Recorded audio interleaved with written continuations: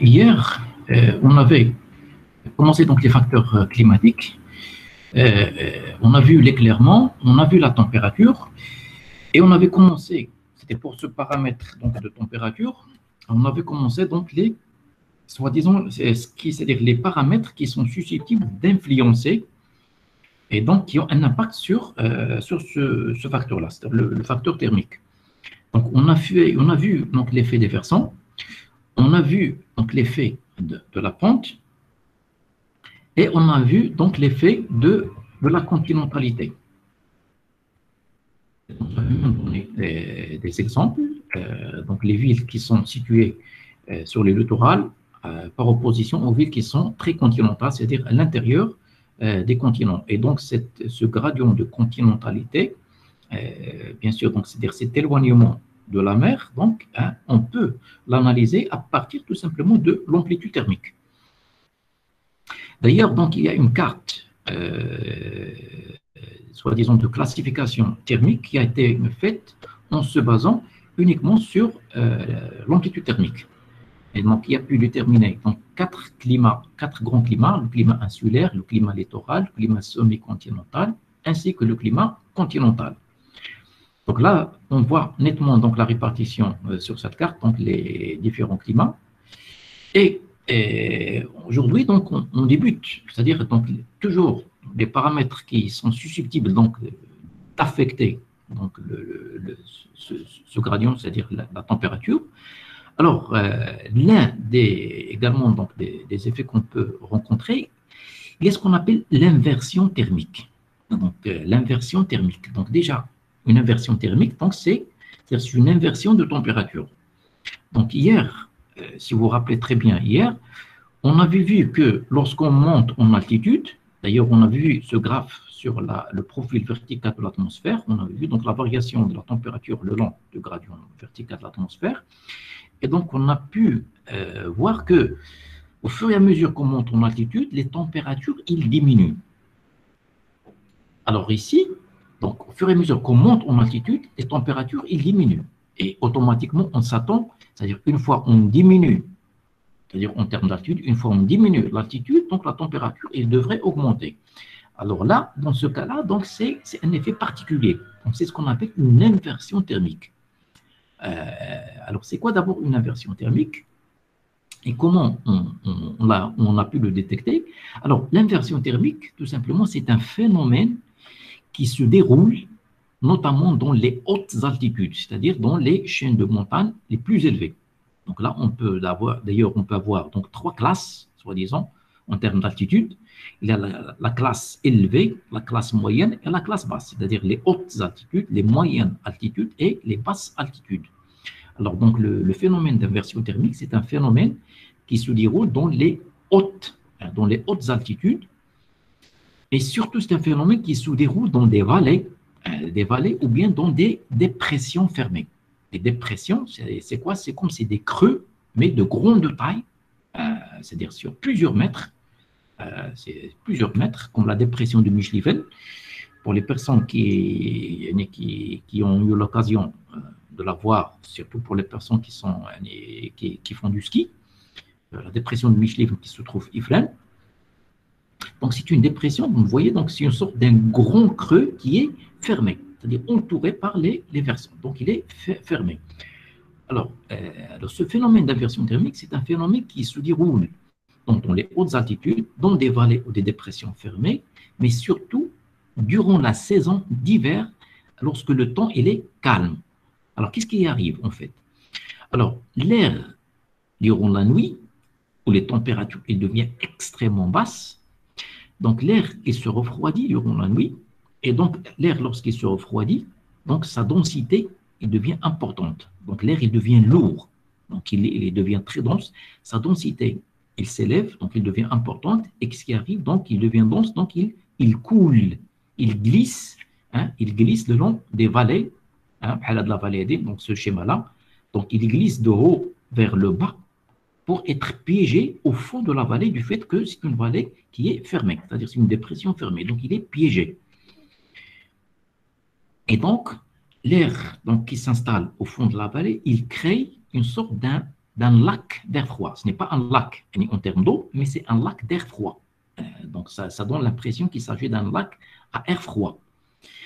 Alors, au niveau des sommets, les parties qui sont élevées, donc de ces dépressions, ils sont soumis à un brassage donc de l'air. Et donc, lorsqu'on part la température de l'air au niveau des sommets et au niveau du fond de la vallée, donc le fond de la vallée, il est trop froid par rapport aux parties sommitales. Alors, le cas de la dépression de Micheliffel, comme vous pouvez le voir dans ce schéma-là, donc les parties, c'est-à-dire les sommets, donc on est à une altitude presque de 1900, et le fond de la vallée, parce qu'on descend vers le fond de la vallée, on est presque à 1800. Donc, il y a une différence à peu près de 100 mètres d'altitude. Alors, au sommet de la vallée, c'est-à-dire au sommet, on enregistre donc des températures qui peuvent osciller, c'est-à-dire autour de moins 5 degrés C, moins 5 degrés Celsius, alors que le fond de la vallée, on peut parfois, dans certains cas, arriver même à des températures jusqu'à moins 20 degrés C. Donc, comme on l'avait dit la dernière fois, donc lorsqu'on monte en altitude, la température il diminue. Alors qu'ici, on descend de 1900 vers 1800 et la température diminue. Donc c'est quoi? C'est un phénomène qui est inverse. Donc c'est la raison pour laquelle on parle d'une inversion thermique, par opposition à ce qu'on peut observer le long des chaînes de montagne. Alors qu'est-ce qui arrive généralement dans ce cas-là? Lorsqu'on a une inversion thermique, on m'avait dit hier que les températures, ce sont des paramètres, c'est un paramètre qui contrôle la répartition de la végétation, de manière à ce qu'on constate le long d'un gradient altitudinal un étagement de la végétation, parce que chaque formation végétale et donc chaque espèce, elle a un minimum et un maximum. Donc une fois l'espèce ou bien la température, c'est-à-dire on franchit le seuil, soi-disant, d'une espèce donnée, le seuil thermique d'une espèce donnée, donc cette espèce elle est rapidement éliminée et il laisse la place à une autre espèce, donc à une autre formation qui s'installe, et ainsi de suite. Donc c'est la raison pour laquelle on assiste à un étagement de la végétation le long d'un gradient altitudinal. Alors là, dans ce cas-là, des inversions thermiques, là également, du fait qu'on a une inversion thermique, cette inversion thermique, il détermine à son tour une inversion des tâches de végétation. De manière à ce qu'au fond de la vallée, donc si vous vous rappelez très bien hier, le long d'un gradient altitudinal, au niveau des sommets, on a des pelouses, juste en bas des pelouses, on a les xérophytes épineux, en bas des xérophytes épineux, on a la dernière forme arborescente, constituée par Juniperus turifera, donc comme formation c'est la turiférée, donc Juniperus turifera. Puis en bas du Juniperus turifera, on a donc parfois un mélange entre le cèdre de l'Atlas, du chêne vert, et bien sûr en bas on peut avoir donc du genévrier rouge, puis après en bas on peut avoir donc d'autres formations comme les steppes, etc. Alors dans ce cas-là, comme vous voyez ici, donc c'est une inversion thermique au niveau de la dépression du Michelet qui détermine une inversion des tâches de végétation. De manière, c'est-à-dire les formations qu'on trouve dans l'extrémité, dans les parties sommitales, ici on va les trouver au fond de la vallée. Et donc ici, c'est au fond de la vallée qu'on va trouver les pelouses, suivies par les xérophytes épineux, suivies par la dernière forme arborescente, Juniperus turifera, puis après vient donc le cèdre de l'Atlas, parfois en mélange avec le chêne vert. Et donc, ce qu'il faut retenir ici, dans le cas des inversions thermiques, donc c'est des phénomènes qui se déroulent dans les hautes altitudes et bien sûr dans des vallées ou dans des dépressions qui sont fermées. Et c'est un phénomène qui se passe surtout durant la saison d'hiver en temps calme. Et cette inversion thermique, il engendre une inversion des tâches de végétation. Alors, le deuxième exemple qu'on peut donner également, donc pour les personnes d'entre vous donc, qui ont eu l'occasion d'emprunter la route entre Rachidia et Meknès, ils passent par ce qu'on appelle le col de Zad. Donc déjà le terme col du zat, le terme col, ça vient de couloir. Mamr, mamr, couloir, fij zad, ou le couloir du zat. Parfois, donc, on essaie d'abréger, on parle tout simplement du col de zad. Alors, le col du zad, c'est un col qui est situé à une altitude de 2178 mètres d'altitude. Et donc, un couloir, donc il y a la partie la plus basse de ce couloir, il y a la partie, c'est comme si l'on veut dire le fond de la charnière, puis après, il y a les parties qui sont élevées vers la périphérie. Donc, on peut le voir sur ce schéma-là. La partie basse, il y a la partie des affaires sur laquelle, au bout, à travers laquelle passe la route, et on a les parties donc, qui sont élevées. Alors, qu'est-ce qui se passe ici? Donc, toujours durant l'hiver, et comme vous pouvez voir ici donc, dans les hautes altitudes, donc l'air, durant la nuit, donc l'air il se refroidit et il glisse, il devient dense, lourd, donc il glisse pour rejoindre le fond du couloir. Alors, les parties donc, qui se trouvent ici à l'extérieur, donc ils sont soumis à un brassage. Et donc, ce qui fait qu'on assiste à un contraste thermique, donc à une différence thermique énorme entre c'est-à-dire les sommets qui paraissent dans ce cas-là plus ou moins chauds par rapport au fond de la vallée, par rapport au fond du col qui devient extrêmement froid. Donc ici, on parle d'une inversion thermique. Et cette inversion thermique, elle se répercute sur la répartition de la végétation, de manière à ce qu'on observe ici également une inversion des tâches de végétation, avec donc de Juniperus turifera, suivi donc de chêne vert, on mélange parfois avec le cèdre de l'Atlas. Donc là, ces photos-là illustrent parfaitement ce qu'on dit. Donc la photo d'en bas, vous voyez donc ici vers le fond, vers le bas, donc vous voyez donc des petits touffes, ce sont des xérophytes. Donc là, on peut trouver différentes espèces. Les xérophytes épineux sont constitués de différentes espèces. On peut trouver par exemple Erinaceae antilis, c'est-à-dire comme espèce. On peut trouver Bupleurum spinosum, comme on peut trouver également Alyssum spinosum. Donc, là, ce sont donc des différentes espèces qui se présentent ici sous forme de touffes, donc de xérophytes épineux. Donc là, vers le fond donc, du couloir, on a les xérophytes épineux. Un petit peu vers le haut, on a un mélange donc de chêne vert avec du cèdre. Donc, ce qui détermine tout simplement une inversion des tâches de végétation du fait qu'on a une inversion thermique. Cette photo-là également, comme vous pouvez le voir ici, donc on a des traces blanchâtres, donc c'est des traces de neige. Donc, juste à côté de ces traces de neige, vous voyez donc ces touffes, donc d'Erinaceae antilis, c'est une xérophyte épineux, et un petit peu lointain, ici vous avez donc des individus de Juniperus turifera, voilà ici, des pieds, et un petit peu vers le loin, vous avez donc un mélange donc, du chêne vert avec le cèdre de l'Atlas. Donc ça, c'est le col du zat. On assiste également à une inversion thermique qui est à l'origine d'une inversion de végétation, des tâches de végétation. Donc, à côté des inversions thermiques qui déterminent des inversions des tâches de végétation, on a un autre phénomène également, toujours en prenant les cuvettes thermiques. Alors, ce phénomène, il s'observe dans ce cas-là, il ne s'observe pas dans les hautes altitudes, mais plutôt dans les basses altitudes ou bien dans les moyennes altitudes. J'ai donné ici le cas donc, de la cuvette de Maziz, qui se trouve dans la ville de Maziz. Alors, ici, qu'est-ce qui arrive en fait? Alors ici, donc c'est une cuvette. Donc c'est une cuvette, généralement, on a des versants. Et généralement, dans ces cuvettes, les versants qui sont exposés au sud, donc si vous vous rappelez un petit peu ce qu'on a vu hier, les versants qui sont exposés sud, donc ils sont chauds, ils sont très ensoleillés. Donc ils sont chauds.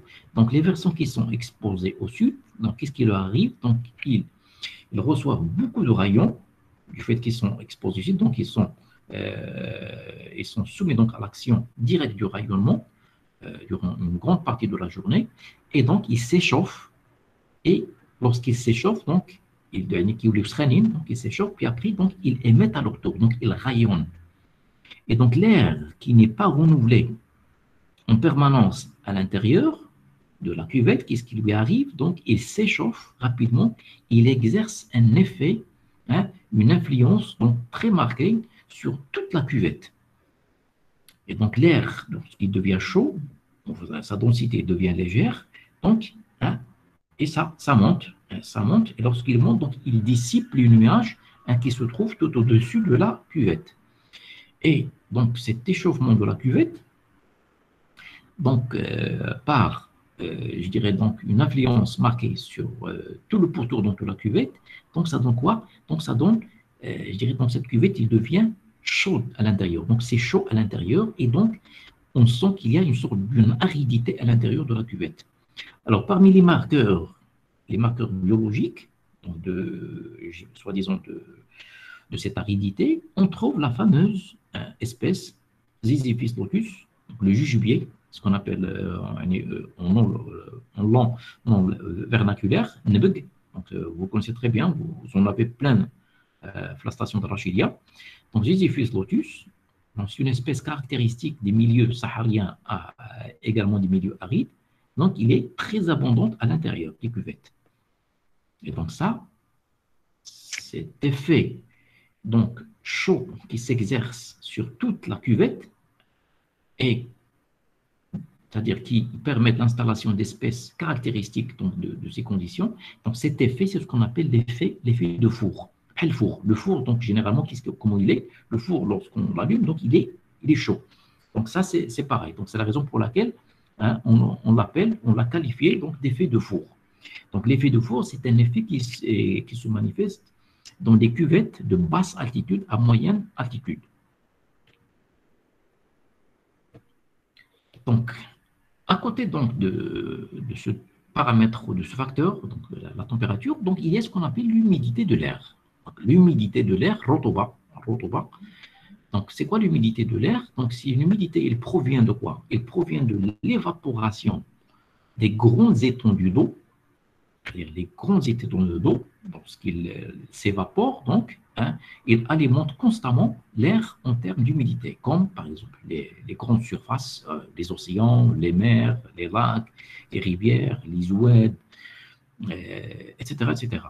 On a également la transpiration du couvert végétal, comme les très vastes étendues du couvert végétal, comme les forêts, comme les steppes, etc., etc.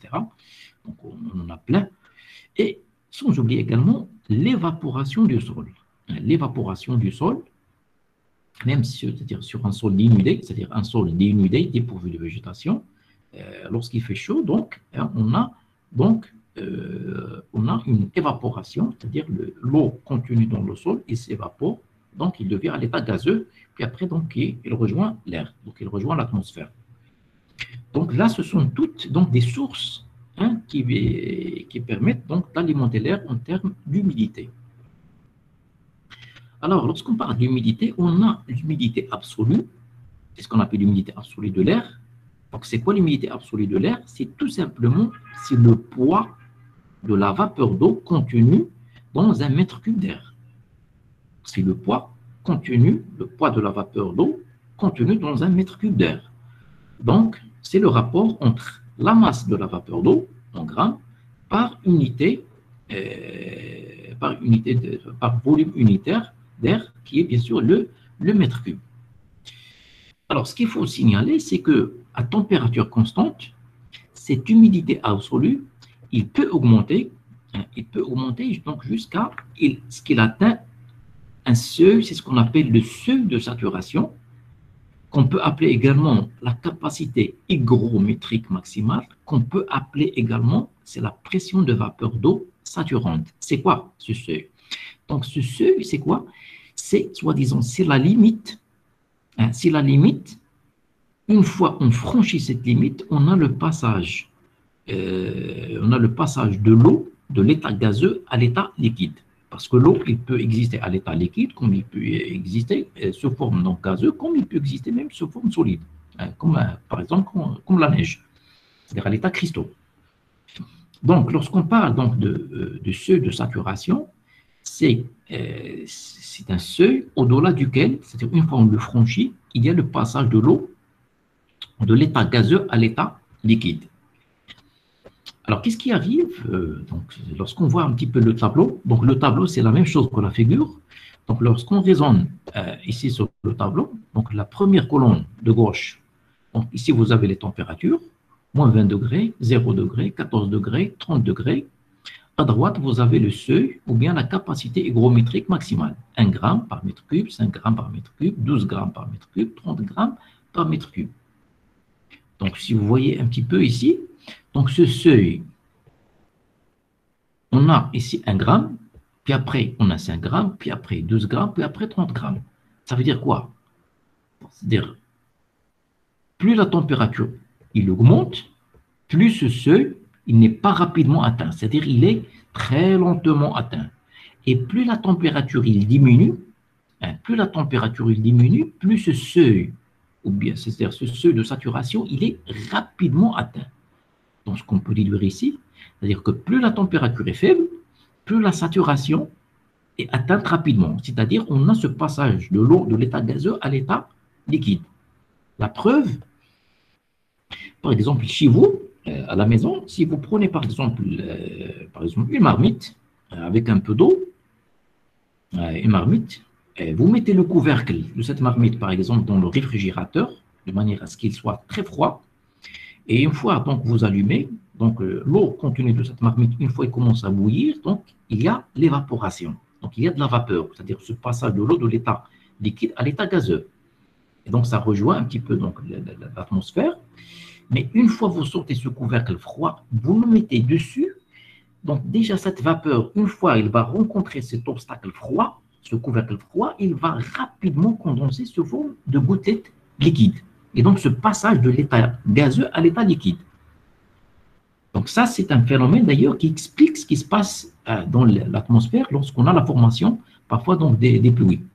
Donc, et donc des gouttelettes liquides. Donc, à côté de l'humidité absolue, on a ce qu'on appelle l'humidité relative. L'humidité relative, d'ailleurs, c'est l'humidité qu'on donne à les bulletins météorologiques, soit la radio ou la télé. Alors, c'est quoi l'humidité relative? C'est tout simplement si l'humidité absolue divisée par la capacité hygrométrique maximale, ou bien le seuil de saturation maximale, multiplié par 100. Parce que généralement, l'humidité relative, on la donne en pourcentage. On dit, par exemple, l'humidité relative fragilia, elle est, par exemple, de 30%. Bien 40%. Donc, il est toujours donné en pourcentage. Donc, c'est la raison pour laquelle on multiplie par 100. Alors, l'humidité relative au Maroc, généralement, il varie en fonction de la continentalité. Donc, lorsqu'on dit qu'il varie en fonction de la continentalité, donc, il y a les villes qui sont côtières, tout près de l'océan. Donc, l'océan, donc lorsqu'on parle de l'océan, c'est une source d'humidité. Donc, l'humidité des stations côtières, les stations littorales, il est élevé par rapport aux stations les plus internes, Rachidia par exemple, comme par exemple Rachidia, où il n'y a pas de source d'eau, et donc ce qui fait qu'on a une humidité qui est généralement faible. Donc il est plus élevé sur le littoral et faible sur le continent. Alors généralement, l'humidité relative, on la mesure c'est-à-dire qu'on effectue 3 mesures durant 24 heures, c'est-à-dire durant la journée. On la mesure à 6 heures du matin, à midi, puis après à 6 heures donc, du soir. Donc après l'humidité, on a les précipitations. Donc précipitation, quelque chose qui précipite, donc qui tombe. Donc c'est ce passage donc de l'état gazeux à l'état liquide. Et donc, à l'état liquide, lorsque la gouttelette il devient un petit peu dense, donc il précipite, il tombe. Donc, c'est le principe, soi-disant, donc, des pluies. Alors, donc, en ce qui concerne l'eau, de manière générale, comme je l'avais dit tout à l'heure, l'eau, il existe sous 3 états. L'état liquide, l'état solide et l'état gazeux. Alors, suivant le diamètre donc, des particules, donc des gouttelettes, suivant le diamètre, on peut avoir Donc, ces gouttelettes en suspension dans l'air lorsque le diamètre de la gouttelette il est généralement inférieur à 0,1 mm. Donc, il reste en suspension dans l'air. Le cas le brouillard, la brume, donc vous avez le brouillard, donc c'est des gouttelettes qui restent en suspension dans l'air. Mais lorsque le diamètre il franchit, il dépasse le 0,1 mm, donc les gouttelettes ils deviennent plus ou moins volumineuses, donc les gouttelettes ils précipitent. Donc ils précipitent. Donc là, on a des pluies. Alors, en ce qui concerne la genèse, c'est-à-dire la formation des précipitations, alors la formation des précipitations, elle n'est pas hasardeuse, mais elle résulte de deux phénomènes très essentiels. D'abord, il y a la saturation. Saturation, c'est quoi? C'est une étape qui peut être provoquée soit par un apport de vapeur d'eau, par évaporation, lorsqu'on a de l'évaporation à partir des océans, à partir donc des forêts, à partir donc des lacs, à partir des rivières, à partir donc des sols, lorsqu'on a des fortes évaporations, c'est-à-dire une alimentation, je dirais donc de l'atmosphère en termes d'humidité. Donc ça, ce qu'on appelle, donc c'est un apport continuel jusqu'à ce qu'il y ait une saturation. Soit tout simplement qu'on peut passer d'un état à un autre état par un changement de température, comme on l'avait évoqué tout à l'heure. Lorsque la température il diminue, donc ce seuil il est rapidement atteint. Donc, la première étape, c'est l'étape de saturation. Donc, il peut être provoqué par soit un apport donc, de vapeur d'eau par évaporation, soit par un changement de température. Après la saturation, on a le phénomène de condensation. Donc, c'est la condensation qui se fait sous forme de nuages, c'est-à-dire c'est la formation, c'est-à-dire c'est sa saturation, cette humidité, donc il va se condenser et il va former ce qu'on appelle donc des nuages. Donc, à au moins les deux principales étapes ou bien les deux phénomènes essentiels qui permettent la genèse des précipitations, c'est-à-dire la formation des précipitations, la saturation et la condensation au nuage. Donc, après donc, la condensation au nuage, donc l'étape, c'est les précipitations par la suite. Alors, lorsqu'on parle donc des pluies, alors on a une typologie très variée. Une typologie très variée donc des pluies. Alors, on peut être amené à être en face de ce qu'on appelle les pluies côtières. Les pluies côtières, c'est-à-dire qui se trouvent à proximité de la côte, les côtes, le littoral. Alors, qu'est-ce qui se passe ici? Donc, sur ce schéma-là, qu'on voit ici, donc vous avez l'océan et vous avez le continent. Alors, l'air humide qui provient des océans, donc chargé d'humidité, alors il est freiné par le continent. Il est freiné par le continent. Donc, une fois il est freiné, donc il ralentit, puis après, donc il s'accumule, puis après, donc il tourbillonne. Il tourbillonne, il tourbillonne. Et les masses d'air qui viennent après, c'est-à-dire qui suivent, donc ils sont obligés de monter, ce tourbillonnant, ils sont obligés de monter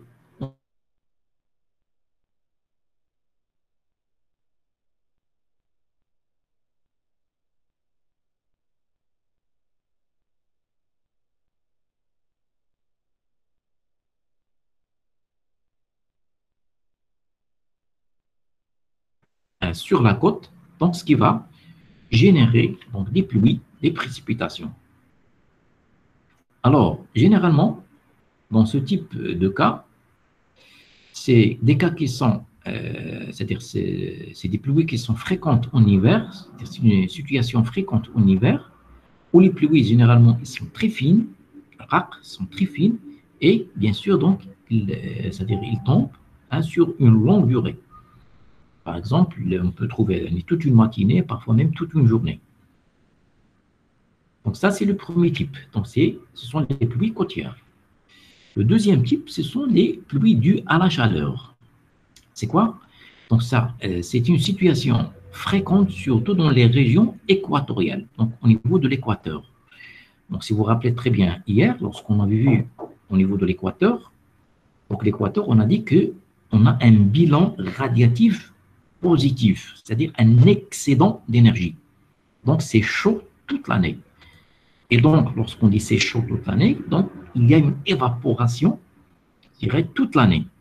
Donc, il y a une évaporation qui se fait de manière régulière.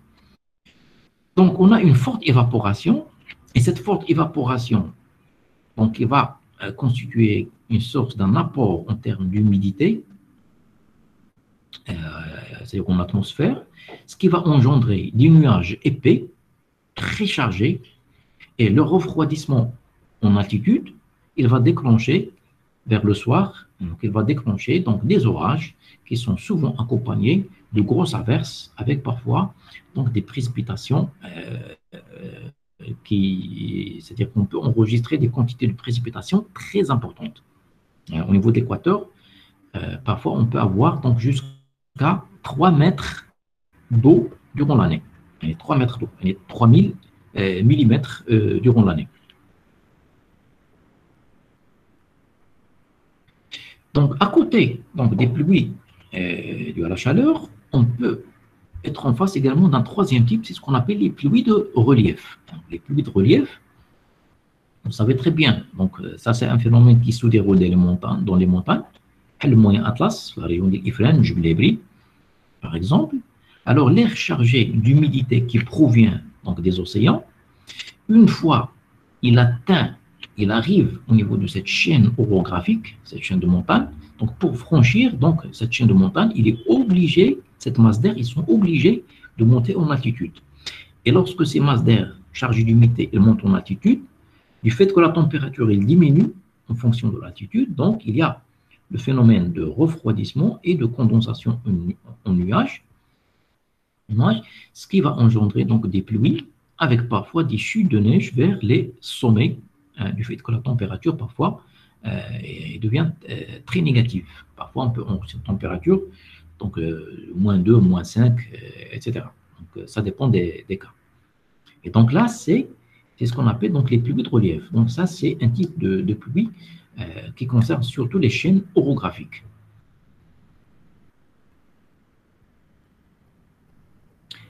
Donc, on peut trouver également un autre type de pluie. Ce sont des pluies dues à la rencontre de deux masses d'air. Donc, deux masses d'air. Et donc, deux masses d'air. Alors, on peut avoir deux masses d'air de même caractère thermique, on peut avoir des masses d'air de caractère thermique différents.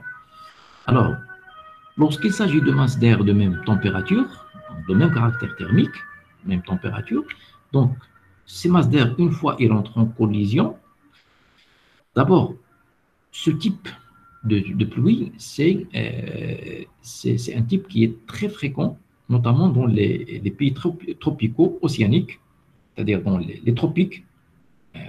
Rappelez-vous, donc on a les deux tropiques, tropique du Cancer et tropique de Capricorne, mais les pays qui sont situés sur le tropique, mais à côté des océans, donc dans les pays tropicaux océaniques, où du fait que les écarts dans ces pays-là, les écarts thermiques, ils sont extrêmement faibles, ils sont très faibles. Donc c'est la raison pour laquelle on assiste quoi à des rencontres des masses d'air de même caractère, c'est-à-dire de même température. Donc une fois qu'ils se heurtent, donc ils montent en altitude. Lorsqu'ils montent en altitude, donc la température il diminue, puis après donc c'est le refroidissement, la condensation, développement du nuage et précipitation après. Alors, lorsqu'on se trouve en face de deux masses d'air de caractère thermique différents, c'est-à-dire une masse d'air froide et une masse d'air chaude, d'abord, cette situation, c'est une situation fréquente dans les zones tempérées, on a quoi? On a soi-disant, une rencontre entre l'air chaud tropical et l'air froid polaire, qui vient des pôles. Parce qu'au niveau des pôles, rappelez-vous, donc on a un bilan énergétique négatif. Donc c'est fait très froid. Donc l'air qui existe là, c'est de l'air qui est froid. Donc la rencontre de ces deux types d'air, des masses d'air, donc l'air chaud tropical et l'air froid polaire. Donc deux masses d'air de caractère thermique différents. Alors qu'est-ce qui arrive? Alors, donc comme vous voyez sur le schéma, l'air chaud, lorsqu'on dit l'air chaud, donc c'est un air, sa densité, il est faible, donc il est léger. Donc l'air chaud, il est léger, donc il monte, c'est-à-dire il est un petit peu en haut par rapport à l'air froid. Donc il est supérieur par rapport à l'air froid qui est inférieur. Donc, l'air chaud, c'est-à-dire suivant le sens de cette, c'est-à-dire de la marche, de la perturbation, et le sens de déplacement du vent, l'air chaud léger supérieur et l'air froid dense inférieur. Donc, on assiste à quoi? Ce qu'on appelle à une ascendance frontale, c'est-à-dire l'air chaud, il monte sur l'air froid et il y a un front qui s'établit entre les deux. Un front. Pourquoi? Parce que c'est deux masses d'air de caractère thermique différents. Donc, l'air chaud, il monte sur l'air froid et il y a un front qui s'établit entre les deux. Et donc, la pluie qui en résulte, il va dépendre de quoi? Il va dépendre tout simplement des conditions de cette rencontre. Est-ce que cette rencontre, il est brutale ou bien cette rencontre, il se fait très progressivement, c'est-à-dire il se fait en douceur. Alors, lorsque l'air froid, il va soulever brutalement l'air chaud, donc c'est un phénomène qui est brusque, qui est rapide. Donc là, qu'est-ce qu'on a? On a donc des averses brutales, c'est-à-dire des condensations rapides, un refroidissement rapide, des condensations rapides. Donc on a des averses brutales et brèves. C'est-à-dire qu'on peut avoir une quantité de précipitation qui va tomber une courte durée. Et je peux avoir par exemple 600 mm au bout de, par exemple, 30 minutes ou 1 heure. Donc ça, c'est le premier cas. Le deuxième cas, c'est que lorsque l'air froid, il pousse lentement. Donc là, la rencontre, il se fait en douceur. Donc lorsqu'il pousse lentement l'air chaud, alors donc là, la condensation, le phénomène de refroidissement et de condensation, il se fait en douceur, donc en lenteur. Et donc ça engendre des pluies douces, fines et de longue durée.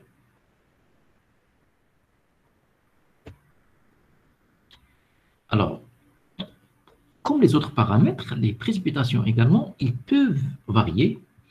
Et cette variation des précipitations, c'est une variation qui peut se faire, bien sûr, donc, selon différents paramètres. D'abord, en fonction de la continentalité, c'est-à-dire l'éloignement par rapport à la mer. Donc là, c'est le cas donc de 3 villes. La ville de Safi, donc, qui est une ville côtière, Youssoufia, il est un petit peu à l'intérieur, et Ben Gurir, il est encore plus à l'intérieur. Donc là, c'est l'altitude. Puis après, c'est la distance par rapport à la mer. Donc, Safi, il est situé sur le littoral, donc 0,1 km. Youssoufia, il est loin de la mer, de 73 km. Ben Gurir, il est à 113 km. Donc, il est à l'intérieur. Donc là, ce sont les précipitations qui sont enregistrées. La ville de Safi, 327. Youssoufia, 254. Ben Gurir, 222. Donc, vous voyez, donc ici, donc, plus on s'éloigne de la côte, plus les précipitations diminuent. En fait, qu'est-ce qui arrive ici? C'est que les nuages provenant des océans, suivant le premier schéma qu'on a vu tout à l'heure, le schéma, c'est-à-dire les situations sur les côtes, c'est-à-dire les précipitations côtières, donc les nuages qui proviennent des océans, ils perdent leurs gouttelettes, donc ils perdent leur charge en termes d'humidité, au fur et à mesure de leur progression au-dessus du continent. Et les maïs qui marchent le littoral, l'intérieur du continent, ils perdent donc de leur charge, c'est-à-dire de leur charge d'humidité. Donc ils perdent donc des pluies. Et donc vers l'intérieur, on a des masses d'air qui deviennent parfois sèches. La variation des précipitations, elle peut se faire également en fonction de l'altitude. L'altitude est le l'eau. Donc là, c'est le cas de quelques villes. La ville de Fès, située à une altitude de 415 mètres, Meknès 530 mètres, El Hajj 1050, Azro 1250, Ifren 1635. Donc regardez les précipitations enregistrées. 545 Fès, 574 Meknès, El Hajj 655, Azro 837 et Ifren 1100. Vous voyez, donc avec l'altitude, c'est-à-dire au fur et à mesure que l'altitude augmente, donc les précipitations augmentent à leur tour. Donc ça, c'est le cas qu'on a vu tout à l'heure. Donc c'est les précipitations orographiques, c'est-à-dire les masses d'air qui proviennent donc des océans. Au fur et à mesure donc qu'il rencontre donc les chaînes orographiques, ils montent en altitude. Donc c'est là où ils déversent leur contenu. Donc c'est la raison pour laquelle les zones montagneuses, ils reçoivent plus de précipitations. Néanmoins, là, on peut quand même, si on regarde un petit peu la progression, donc Fès, Meknès, il y a Meknès, puis après, il y a le Hajj, puis après, derrière le Hajj, on a Azraq, puis après, on a Ifrane. Donc ici également, donc si vous voyez ici, donc on a ici comme si on a ici également un gradient de continentalité. Donc de Meknès jusqu'à Ifrane. On a un gradient de continentalité. Alors qu'est-ce qu'on a dit tout à l'heure? On a dit lorsque le gradient c'est-à-dire les précipitations, il diminue en fonction du gradient de continentalité. Alors qu'ici, plutôt, donc, il augmente en fonction du gradient de continentalité. Alors, pour quelle raison? C'est tout simplement parce qu'il y a l'effet de l'altitude.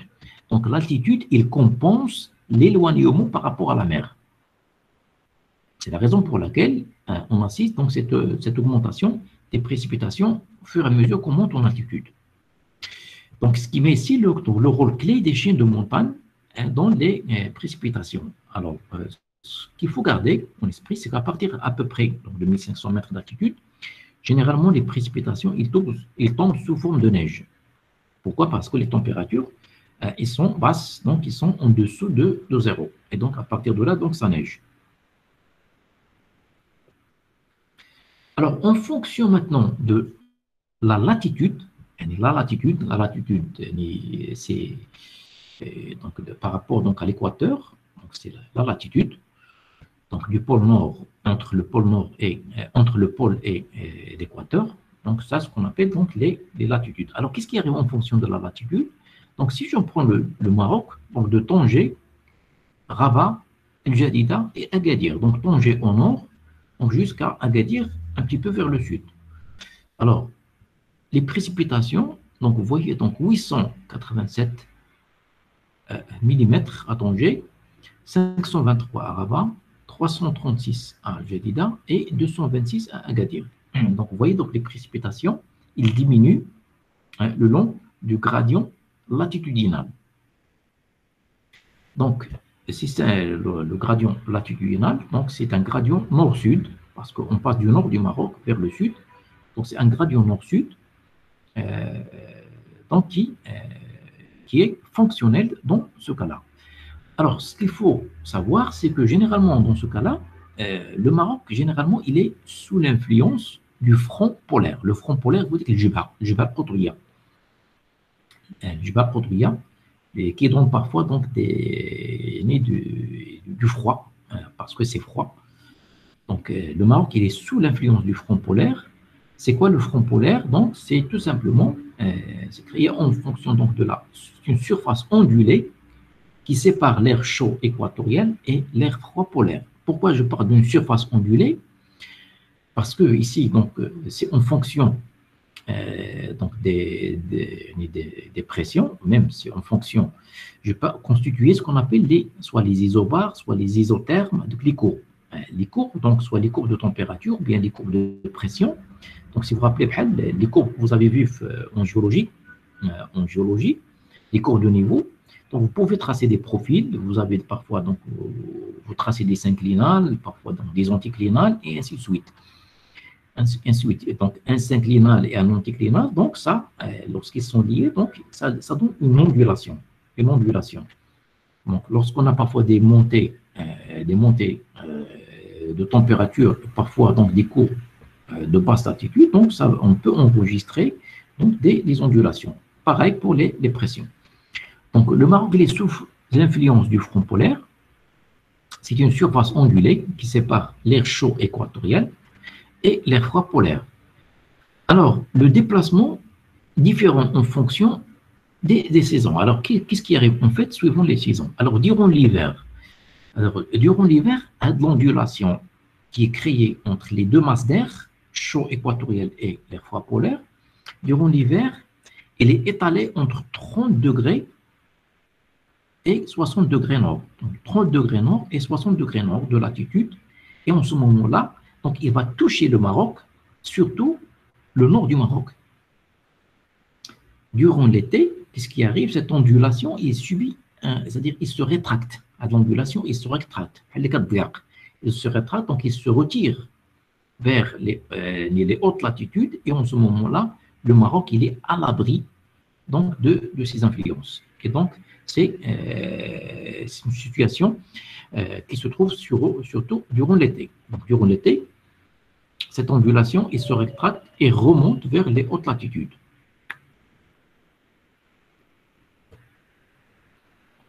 Donc là, vous avez une carte de répartition des précipitations au Maroc, c'est-à-dire les principaux domaines donc des précipitations. Alors, on a le domaine montagnard. Montagnard, donc c'est les montagnes, donc c'est les chaînes orographiques. Donc, c'est ce qu'on appelle le domaine montagnard, ou bien la dorsale humide, donc qui reçoit à peu près 600, donc jusqu'à 2000 mm par an. Donc, c'est les parties sommets, c'est les sommets de montagne, les hautes altitudes, le moyen Atlas, le haut Atlas, par exemple également le Rif, c'est-à-dire au niveau donc, des parties des altitudes élevées, donc on enregistre ces quantités de précipitations. Il y a le domaine atlantique, donc vous voyez, donc c'est la partie emmacherée verticale. Donc, c'est tout près donc, de l'Atlantique. Il reçoit à peu près entre 300 et 600 mm par an. On a le domaine oriental, il est un petit peu charq. Vous voyez, donc c'est un petit peu vers la droite, en haut. Donc, c'est des quantités encore faibles, entre 200 et 400 mm par an. Et on a le domaine pré-saharien et saharien. C'est un petit peu le sud-est et le sud. Donc, où les précipitations, généralement, ils sont faibles. Donc de l'autre de 200 mm par an. Alors là, en termes de géographie des précipitations à l'échelle du monde, à une échelle mondiale, suivant donc les zonations, on peut trouver d'abord, donc là, en bas, vous avez l'équateur, on apprécie juste l'hémisphère nord, ben, pareil, au niveau de l'hémisphère sud, donc la ligne d'en bas, c'est l'équateur à 0 degré, puis après on a au-dessus donc le tropique du Cancer. Donc, de l'équateur jusqu'au pôle, donc on a la zone polaire en haut, la zone polaire, ici, donc c'est la zone polaire, donc c'est le pôle, donc c'est un bilan énergétique négatif, donc c'est une zone froide et sèche. Alors, les précipitations, généralement, sont trop faibles, entre 200 et 250 mm, qui sont trop faibles. Pourquoi? Parce qu'on a un bilan très négatif, donc c'est surtout sous forme de blocs de glace, c'est-à-dire c'est des conditions qui règnent le plus souvent. En bas, on a la zone tempérée, les précipitations en toute saison, avec des quantités parfois supérieures même à 1000 mm par an. On a la zone méditerranéenne, la zone méditerranéenne, qui inclut d'ailleurs le Maroc, avec deux saisons. On a une saison chaude et sèche durant l'été, et on a une saison froide et humide durant l'hiver, avec des précipitations généralement inférieures à 1000 mm par an. On a la zone de grand désert, Sahara el-Koubra. C'est quoi les zones de grand désert? Ce sont des zones de stagnation d'air sec.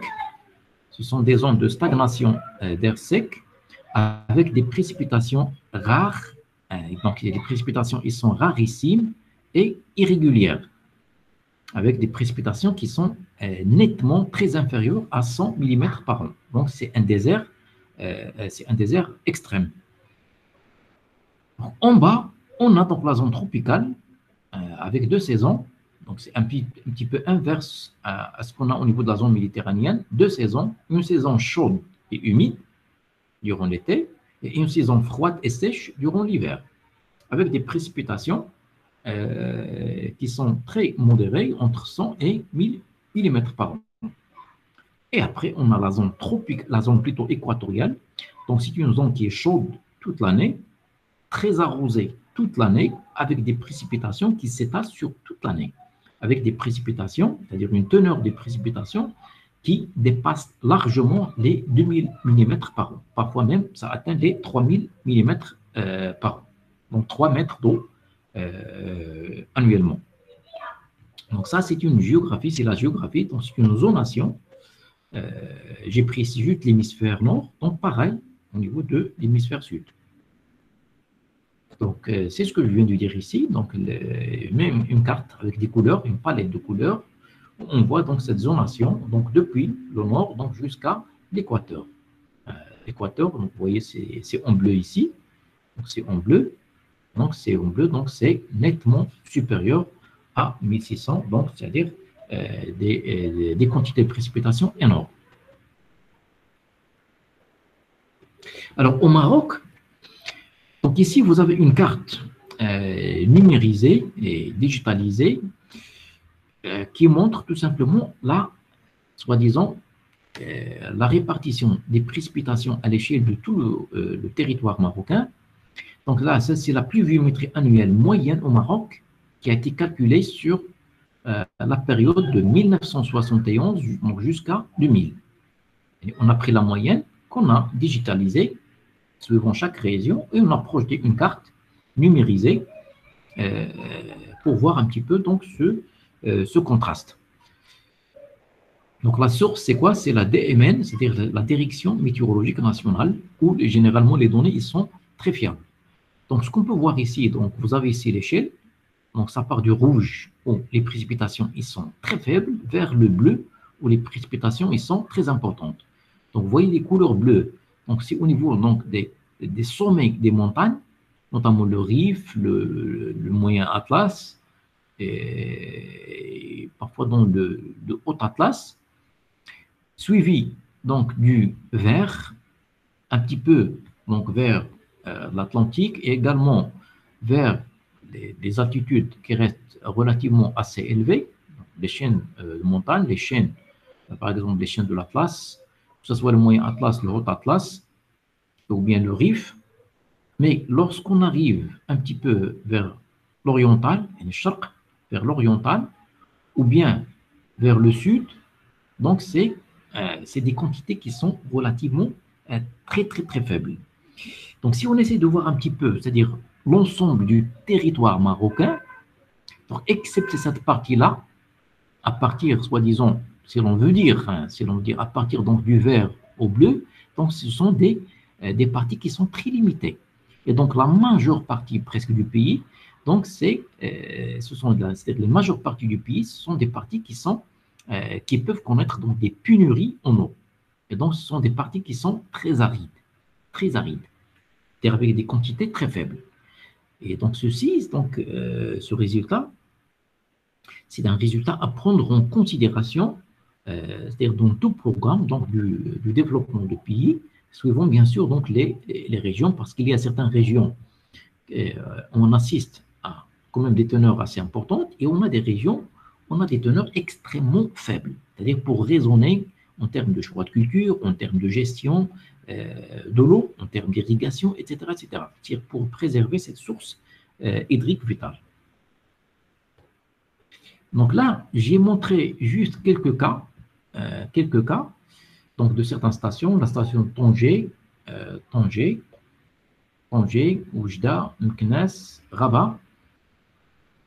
Alors, les courbes que vous avez ici, donc vous voyez ici, donc parfois, il y a certains courbes qui sont, voilà, ça c'est l'axe des X, c'est le 0. Donc certains histogrammes, certains bâtonnets, ils sont vers la partie positive, d'autres vers la partie négative. En fait, ça ce qu'on appelle donc les anomalies. Donc c'est les anomalies des précipitations. Ça veut dire quoi les anomalies? C'est l'écart par rapport à la moyenne. Donc on a, par exemple, sur une période donnée, par exemple 20 ans, on peut calculer la moyenne. On a la moyenne sur ces 20 ans-là, et puis après, je fais la différence pour chaque année par rapport à la moyenne. Donc parfois, je peux avoir des années excédentaires, c'est-à-dire qui dépassent la moyenne. Parfois, je peux avoir des années déficitaires, c'est-à-dire en dessous de la moyenne. Et donc, c'est la raison pour laquelle ici, vous avez des bâtonnets en haut, parfois d'autres en bas. Donc, ce qu'on peut voir ici nettement, c'est qu'on a des fluctuations, on a donc des successions, on a une alternance d'années, parfois humides, parfois excédentaires en eau, parfois déficitaires, ainsi de suite. Ce qu'on peut tirer également, c'est que pour certaines stations, par exemple sur une période donnée, on a plus d'années déficitaires que d'années excédentaires. Et on a plus de pertes que de gains en termes de précipitation. Et donc, ce qui veut dire que le Maroc, quand même, c'est un pays qui est susceptible de connaître des problèmes d'eau, des problèmes d'approvisionnement en eau.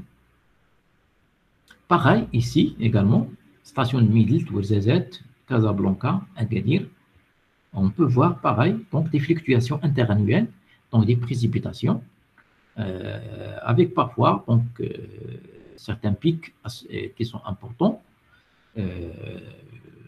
mais on peut également noter la présence d'un certain nombre d'années déficitaires à la station de Midelt. On a plus d'années déficitaires que d'années excédentaires. Pareil pour les ZZ. Donc, ce qui veut, comme je viens de vous le dire tout à l'heure, donc le Maroc, quand même, il est dans une situation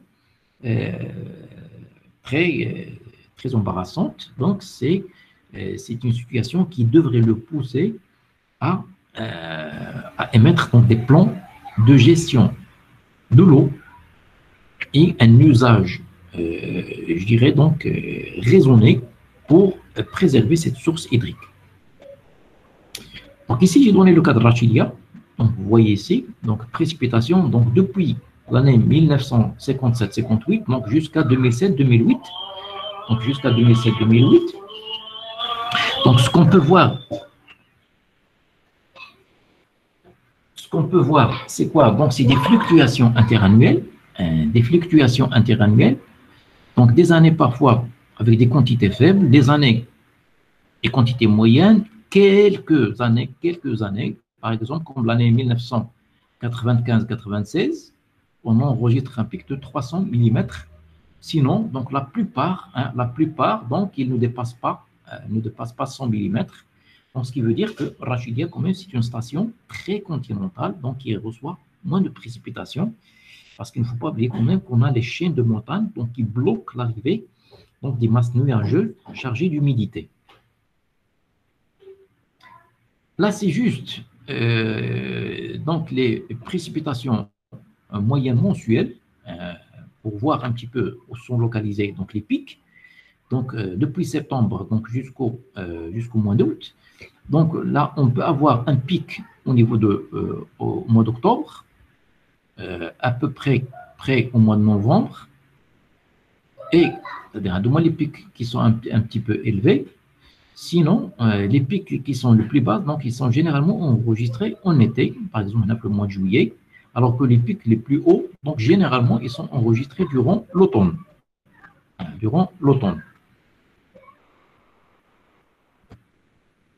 Donc après les précipitations, c'est-à-dire les pluies, on a un autre type de précipitations qu'on qualifie de précipitations occultes. C'est quoi les précipitations occultes?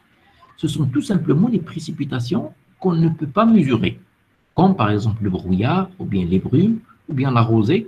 Le brouillard, on ne peut pas mesurer parce que ça reste en suspension dans l'air.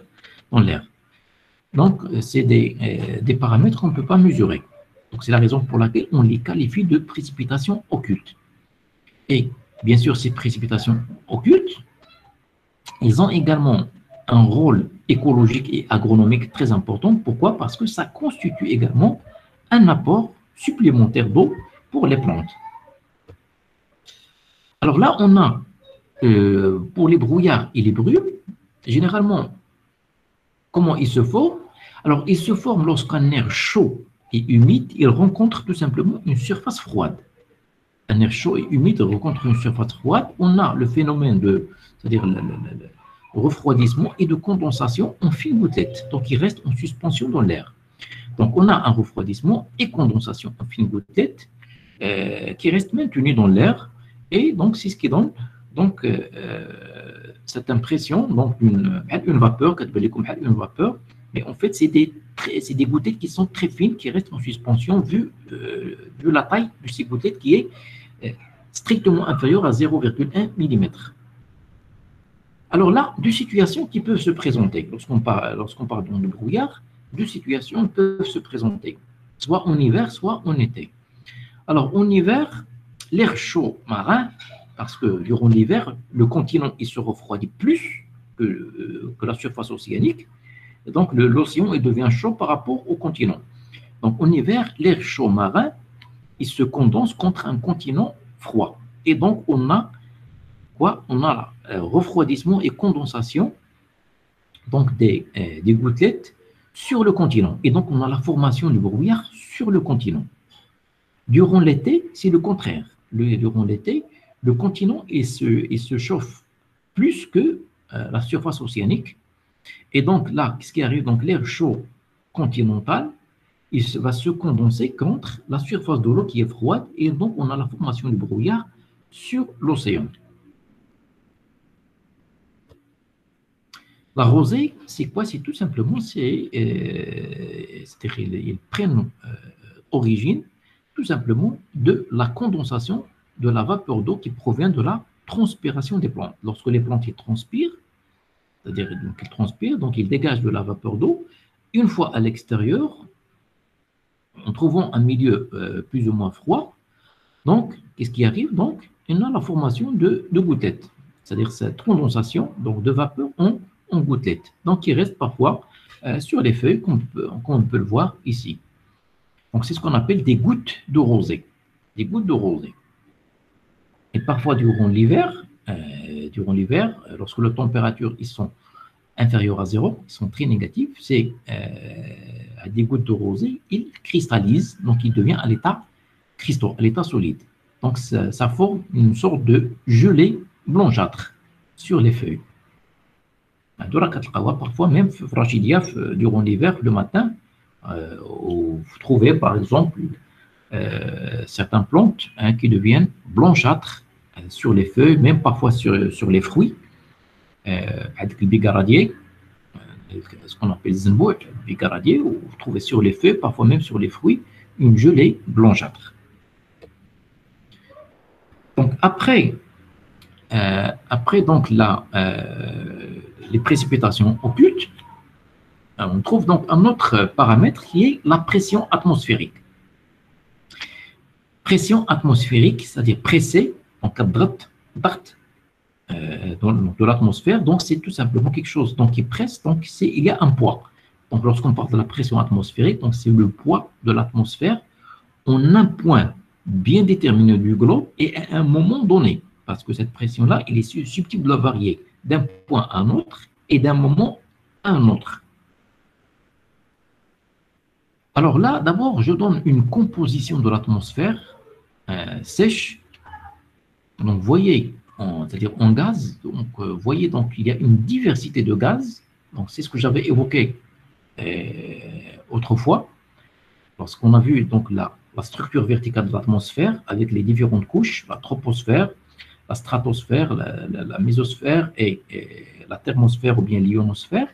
On avait dit que ces couches atmosphériques, donc, ils sont différenciés en fonction de la nature des gaz et bien sûr donc de leur concentration, etc. Donc, vous voyez ici, donc, on a différents gaz.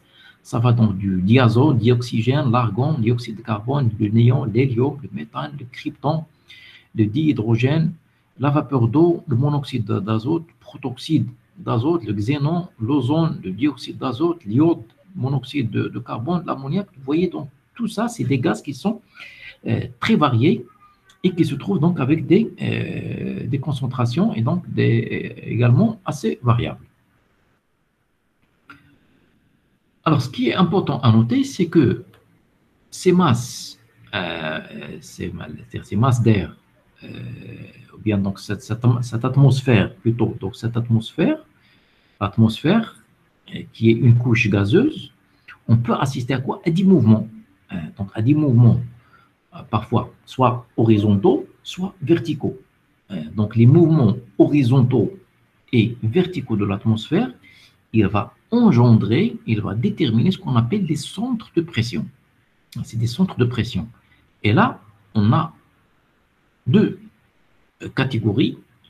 On a ce qu'on appelle la haute pression, une zone de haute pression, ضغط مرتفع. Donc on parle de haute pression ou bien on parle de anticyclone. Donc, il caractérise surtout les régions froides où l'air, généralement, il est stable. Comme par exemple, au niveau donc, du pôle, le pôle Nord, où c'est très froid, donc avec de l'air froid, donc c'est de l'air qui est stable. Toujours l'air froid, stable, donc qui est lourd. Également, à côté donc, de la haute pression, on a la basse pression qu'on qualifie également de dépression. Il caractérise les régions chaudes et on a en ce moment-là donc de l'air instable. Pourquoi? Parce que c'est de l'air, donc l'air lorsqu'il est chaud, donc il devient léger, il monte. Donc il est instable.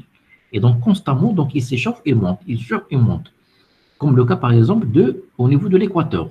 Donc c'est la raison pour laquelle au niveau de l'équateur, on parle de la dépression équatoriale. Donc on a deux types de centres de pression. On a des centres qui sont mobiles ou bien permanents. Permanents, c'est-à-dire qu'ils sont fixes. C'est-à-dire il est tout le temps, il est là. Les centres mobiles, parfois, donc, ils peuvent bouger. Parfois, ils peuvent remonter, parfois, ils peuvent descendre. Donc là, c'est une zonation théorique donc de la pression atmosphérique. C'est une zonation dans ce schéma-là. Donc, lorsqu'on part de l'équateur, ici, donc c'est l'équateur, 0 degré à latitude, c'est la latitude 0. Donc, ici, c'est chaud toute l'année. Pourquoi? Parce qu'on a un bilan énergétique positif. Donc, c'est chaud toute l'année. Donc, on a de l'air chaud instable durant toute l'année. Donc, c'est la raison pour laquelle on a ici une dépression. Donc, c'est une dépression équatoriale, bien une zone de basse pression équatoriale. Et ici, vers le nord, donc, on a un bilan énergétique négatif avec donc de l'air stable, froid. Et donc, c'est une zone de haute pression. Pourquoi? Parce que l'air froid, donc, il exerce une pression. Il descend, il exerce une pression, donc c'est une zone de haute pression. Donc, c'est une zone de haute pression, donc c'est un anticyclone. On parle d'un anticyclone polaire et d'une dépression équatoriale. Alors, entre les deux, on assiste également à une zone de haute pression subtropicale, Shibh Medaria, et on assiste après à une zone de basse pression subpolaire, Shibh Qutbiyya. Donc, une basse pression équatoriale à 0 degré latitude, un anticyclone subtropical à 30 degrés et une zone de basse pression, c'est-à-dire une dépression subpolaire et un anticyclone polaire. Donc, vous voyez, donc ici, donc c'est une succession, donc dépression, anticyclone, dépression, anticyclone.